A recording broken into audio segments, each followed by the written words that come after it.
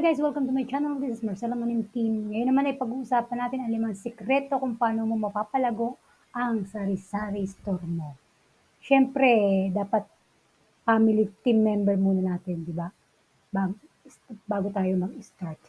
Then ito nga ang secret number 1. Ahente at terms yon. Mas mura mong makukuha ang presyo ng isang produkto kung may ahente ka.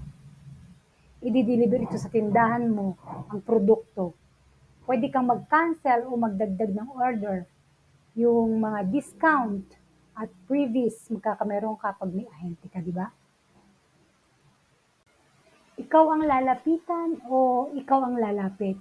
Kalimitan nagdi-deliver yung mga ahente sa mga store.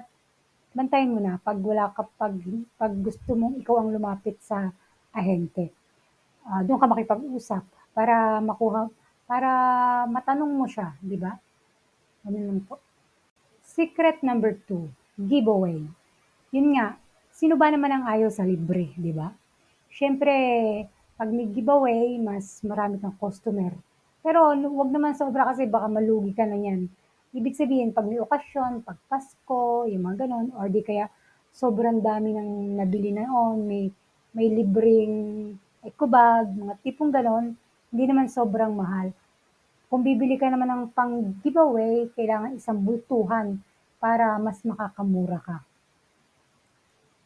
Yun nga guys, secret number 2, discount at promo.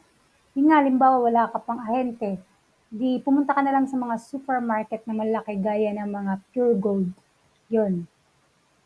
Mas may mga discount pag damihan mo na yung bili mo, mas marami mong bili, mas mura bibigay sa'yo. Secret number 4, kumpleto ang produkto. Kailangan lagi po tayong may stock.